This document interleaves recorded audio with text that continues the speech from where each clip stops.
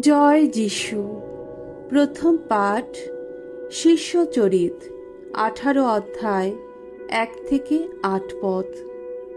Corinth নগরে পল সমাজগৃহে গিয়ে ইহুদি অনিহুদি সকলকে তার কথা বিশ্বাস করাতে চেষ্টা করতেন। অ্যাথেন্স ছেড়ে পল করিন্থ নগরে গেলেন। সেখানে তার আলাপ হলো আকুইলা নামে একজন ইহুদির সঙ্গে।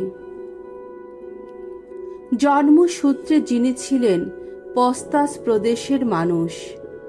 সম্রাট ক্লদিয়াস সমস্ত ইহুদিকে রোম ছেড়ে চলে যাওয়ার আদেশ দেওয়ায় আকুইলা তার স্ত্রী প্রিসিল্লাকে নিয়ে সম্প্রতি ইতালি ছেড়ে করিন্থে এসেছিলেন। পল একদিন তাদের বাড়িতে গিয়ে দেখা করলেন। তারা তাঁবু তৈরি করার কাজ করতেন।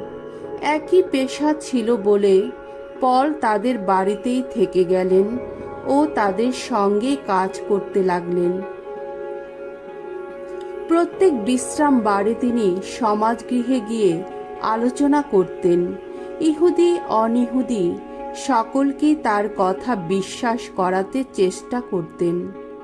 পরে সিলাস ও তিমোথি যখন মাসিডন থেকে এসে পৌঁছলেন, তখন পল শুধুমাত্র বাণী প্রচারের কাজে ব্যাপৃত হলেন। ইহুদিদের কাছে তিনি এই সাক্ষ্যবাণী ঘোষণা করতেন যে যিশুই খ্রিস্ট। কিন্তু ইহুদিরা তার বিরোধিতা করছিল এবং তাকে কটু ভাষায় নিন্দা করছিল বলে তিনি শেষে প্রতিবাদের ভঙ্গিতে নিজের পোশাক ঝেড়ে ফেলে তাদের বললেন, তোমাদের সর্বনাশের দায়িত্ব তোমাদেরই মাথার উপর চাপানো রইল। আমি নির্দোষী রইলাম। এবার থেকে আমি বিজাতীয়দের কাছেই যাব। সেখান থেকে বেরিয়ে তিনি তিতিয়াস উইস্তাস নামে একজন ঈশ্বর ভক্ত মানুষের বাড়িতে গিয়ে উঠলেন। ইউস্তাসের বাড়িটা ছিল সমাজগৃহের ঠিক পাশেই। এই সময় সমাজগৃহের অধ্যক্ষ ক্রিসপাস ও তার পরিবারের সকলেই প্রভুর প্রতি বিশ্বাসী হয়ে উঠেছিলেন। তাছাড়া করিন্থীয়দের মধ্যেও অনেকেই পলের কথা শুনে খ্রিস্ট বিশ্বাসী হয়ে দীক্ষাস্নান গ্রহণ করেছিল। প্রভুর বাণী। ঈশ্বরকে ধন্যবাদ। সাম সঙ্গীত ধো সবার কাছে জানিয়েছেন প্রভু পরিত্রাণের মহামঙ্গলবাণী। ভগবানের উদ্দেশ্যে গাও আজ নতুন গীতিকা। করেছেন তিনি কত অপরূপ কাজ তার ওই ডান হাতের শক্তিতে। ওই পূর্ণ বাহুরি শক্তিতে ত্রাণ কর্ম করেছেন তিনি। ভগবান নিজে সেই ত্রাণ কর্মের প্রকাশ ঘটিয়েছেন। তিনি কত ধর্মময়, সকল জাতির কাছে সে কথা দেখিয়েছেন তিনি। ইসরায়েল বংশের প্রতি তার সেই দয়া, সেই মহা বিশ্বস্ততা স্মরণে রেখেই এত কিছু করেছেন তিনি। পৃথিবীর দূরতম দেশের মানুষও আহা প্রত্যক্ষ করেছে আমাদের ঈশ্বরের পরিত্রাণ লীলা। ভগবানের জয়ধ্বনি করো সমগ্র পৃথিবী, হর্ষধ্বনিতে ফেটে পড়ো, গানে গানে মেতে ওঠো। বাণী বন্দনা। জয় মৃত্যুঞ্জয়, জয় তোমারই জয়। অনাথ করে তোমাদের রেখে যাব না আমি, তোমাদের কাছে আবার আসবো ফিরে। আনন্দে ভরে উঠবে তখন তোমাদের অন্তর। মঙ্গল সমাচার।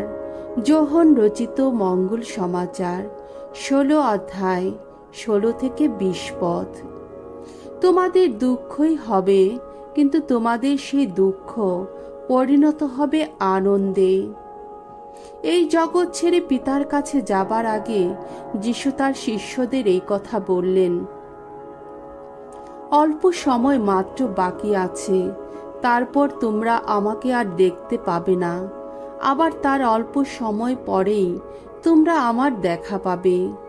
তখন তার শিষ্যদের মধ্যে কয়েকজন নিজেদের মধ্যে বলাবলি করতে লাগলেন, উনি যে আমাদের বলেছেন অল্প সময় মাত্র বাকি আছে, তারপর তোমরা আমাকে আর দেখতে পাবে না, আবার তার অল্প সময় পরেই তোমরা আমার দেখা পাবে।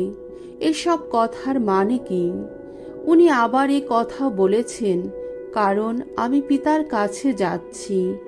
এরই বা মানে কি? তারা প্রশ্ন করতে লাগলেন, উনি এই যে বলেছেন অল্প সময়, এর মানে কি?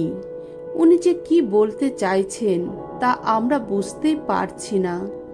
যিশু বুঝতেই পারছিলেন যে তারা তাকে প্রশ্ন করতে চাইছেন, তাই তিনি তাদের বললেন, আমি যে বলেছি অল্প সময় মাত্র বাকি আছে, তারপর তোমরা আমাকে আর দেখতে পাবে না, আবার তার অল্প সময় পরেই তোমরা আমার দেখা পাবে।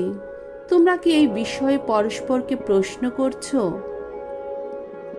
আমি তোমাদের সত্যি সত্যি বলছি, তোমরা তখন কাঁদবে, হাহাকার করবে, সংসার কিন্তু আনন্দ করবে।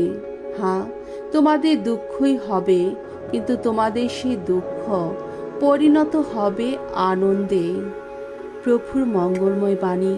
খ্রিস্ট প্রভু তোমার প্রশংসা হোক।